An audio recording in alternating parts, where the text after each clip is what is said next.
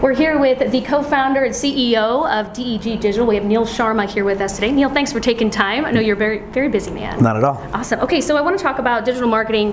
When companies are getting into this, what are some mistakes that they make when they look in their digital marketing plan? We know we need to have something. Everybody has a website. What are some mistakes people are making, or you see people make? I think the biggest mistake I see people make are that they are too insular. They're too worried about their story or what they want to get out into the world, and as a result, they don't take their customers under consideration. So what they really should be focusing on are, what do their customers care about, or their prospects care about? How do their prospects want to hear from them? In what methods or modes or devices do their prospects or customers think about them? And I think oftentimes when folks do their digital marketing plans, they look around the capabilities and the offerings, the services that they might have here at their business, without considering how does somebody else want to experience that, or what do they expect to understand. Mm-hmm. That's interesting. Well, that kind of goes hand in hand with asking, for somebody running the social media for a company, because that's no longer an important position. It's imperative for companies to have somebody in charge of a social media side. Yeah. If you're bringing on new people who may not understand the company's brand or the company's vision, they may not have the history with that company. Yeah. What's the best way to handle that? And is that important at all? Yeah, no, I think it's critical, because the voice in your social presence is what communicates the authenticity. Mm-hmm. And if that person that you have in charge of your social media does not understand your voice, does not understand your authenticity, it's not going to convey the messages that you want in those channels. So when you bring on somebody new, I think the bigger thing to remember is that they can't engage in social channels episodically.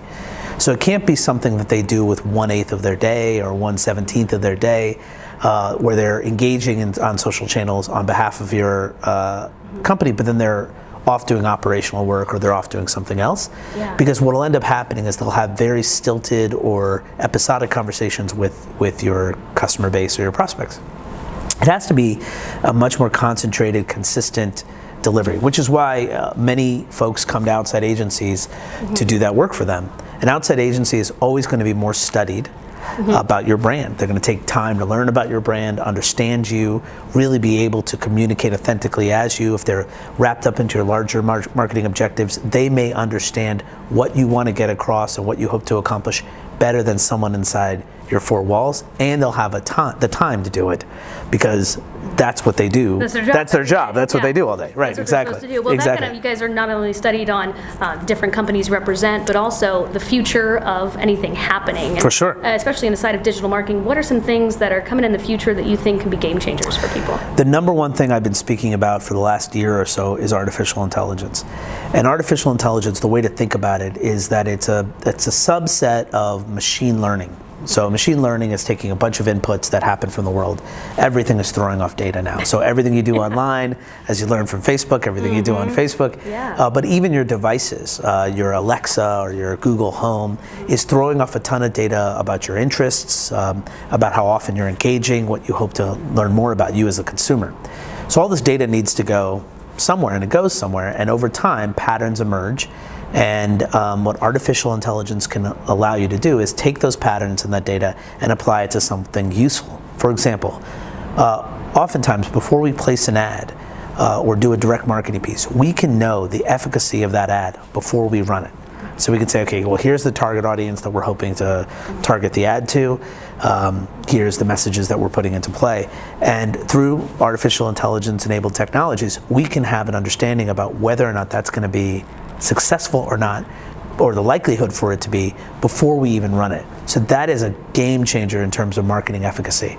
That's really cool. Yeah. And that's a huge factor in a lot of things. I mean, let's touch on the Facebook issue. Is that something, the artificial intelligence side of it, that keeps you up at night? Because as much as people are giving you the data, they seem to think they aren't. And they seem to think they aren't checking that terms and conditions box, essentially. So how do you kind of toe that line of using people's information, but using it correctly? Yeah, I think it's funny, because I read an article this past week or two when the Facebook stuff bubbled up, and it talked about it being the dirty little secret of marketing. This has been going on for decades in different forms, right? Yeah. So a lot of these data aggregators have known things like your magazine subscriptions a decade and a half ago, as well as your party affiliation, as well as your general sociographic interests, like whether you like food and wine or whether you like vacationing. And they know a lot of this from your credit card data and your online subscription data, or not online, offline subscription data.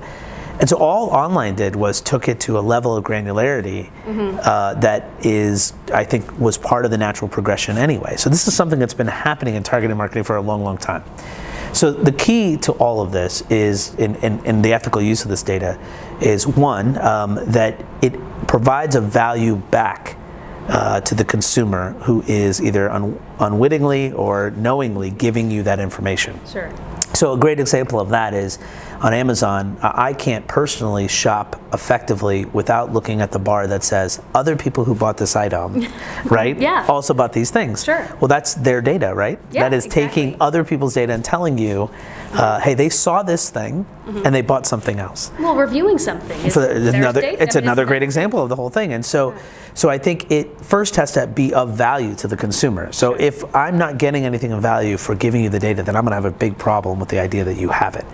The second is, as much as possible, to hold things in aggregate or to analyze things in an aggregate term, right, versus hyper-personalized. One of the things that Facebook did, I think, that felt way too intrusive in Android devices, it looked at the logs of your phone calls and the logs of who you texted.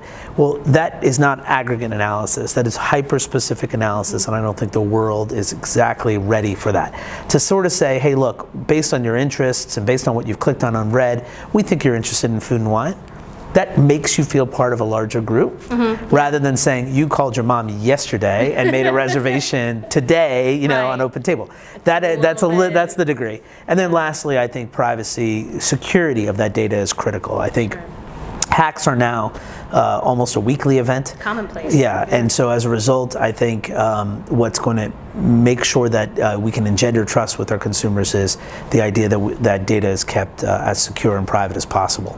Along those lines, you probably have to deal with backlash from any sort of marketing campaign or anything that's digital. I mean, you deal with the negative impact. Sure. What is some advice to companies to how to deal with that? Because it's almost, again, a commonplace thing. Yeah. It's like they're going to see some backlash on something. Yeah. And can you ever really be prepared for it or prevent it? Or No, I think you being prepared for it, I think, is the number one goal. I think, and the other is, this is an environment in which trust is the most important attribute of a relationship. And so I think the companies that are very transparent and are very forward about their positive steps and their missteps are the ones that are going to succeed in this day and age. It's good PR advice. We give this kind of advice, but it's even more relevant in this hyperactive news cycle and this this ability for something to go from something very small to very big. And so I think confronting it directly, I think engaging positively and constructively, I think not being defensive about it, acknowledging where you have made a misstep, and then also acknowledging where you've rectified or that where you have strengths are going to be the best ways to interact with a public that is always looking for reasons not to trust you. Yeah. So to give them those reasons to trust you is and to not give them reasons to distrust you are the most important antidotes to that. Yeah. Let's talk about Kansas City for a minute. Yeah. You're the talent pool in Kansas. You're based in Kansas City. You're a big company. Proud to be. Yeah. Why are you proud to be based in Kansas City? Well, I think Kansas City has the absolute Goldilocks situation. I think it has. It is a large enough and significant enough city on a national scale to have national impact and import. Some of the greatest brands that America has known, from Hallmark to Russell Stover's, have been headquartered here in Kansas City. And so it has this wonderful impact kind of on a national scale, so it's not so small, but it's not so big that you lose the human interaction and human connection between folks that are in this town. Folks around here are absolutely looking out for each other, are hoping to see each other win, doing whatever they can to go out of their way to help support people who win. I'm talking about the scions in business that I know that have been have generations of success to the startup And you won't find that in a lot of other cities where a startup founder can meet somebody who has a publicly traded business, and they can meet and interact in a very casual and real way. That's exactly what we were talking about with our 40 under 40 group. Oh, for sure. They're saying how accessible Kansas City is, and I guess that regional talent pool then is holding up pretty well for you. Yeah, I recently gave a panel speech on the idea that it was focused around the brain drain, and my argument was maybe we ought to be thinking not only about how do we keep kids graduating out of our universities inside Kansas City by giving them things offering them things that make it appealing for them to do so, but those who might leave, I think the next best priority that we ought to pay attention to is how do we draw them back to Kansas City when the kinds of things that they value start to shift. Great standard of living, great place to raise a family, great place to be able to access opportunity at the highest levels of the city and of the economy. And so those are kinds of things that are not afforded to people often on the coasts. And I think Kansas City offers that proposition. So I think as long as we can maintain that notion, we can draw folks that are from here back here, and I think we'll be able to also keep folks here before they even leave in the first place. I see that a lot happening, actually. I mean, for sure. People just coming back all of a sudden decide, hey, I need to afford a house. That's exactly right. That's exactly right. I would love to come back. Kind of almost a self-serving question Yeah. for us from Ingram's Magazine and from other things that are in print. In the digital marketing side, is there room for print as a viable channel still too? For sure. I think, look, again, it comes about knowing your customer, right? So, and how your customer wishes to interact with you, how they wish to transact with you, right? So print absolutely has a place in the pantheon of different modes of communication. What you'll notice about communications is all these things are additive in nature. When we added Facebook and Twitter to our lives, for example, we didn't necessarily wholesale replace other ways of communicating, right? When we added text, we didn't wholesale replace picking up the phone and talking to somebody. But you innately know when to pick up the phone and talk to somebody and when to text somebody. You just do. That's true, They're all forms of communication that you know are at your disposal. And the same thing goes with the media mix of a company. There are times when it's absolutely appropriate to send a print piece or do a print advertisement to your customer or a particular customer in a particular scenario. And there's other times where it's absolutely inappropriate to do so. It all depends on what that customer expects, how they wish to be communicate with you, and what they feel would be more relevant. We call that marketing to the moment. So you have to understand the moment of somebody picking up an Ingram's Magazine. Where are they? What kinds of things are they interested in considering? Are they in a more thoughtful mode? Probably. Are they in the more consideration-oriented mode? Probably. So probably not the best place for an advertisement of a Snickers bar, right? Yes, right? that's true. Right. Unless we have a thesis that that's when people are reading Ingram's is when they might be hungry, right? Exactly. And so, but very appropriate for a lot of other places to communicate with folks. So I think it's all about understanding the customer, understanding their moment, and then marketing to that particular moment. And that's why we focus on marketing to the moment at DEG.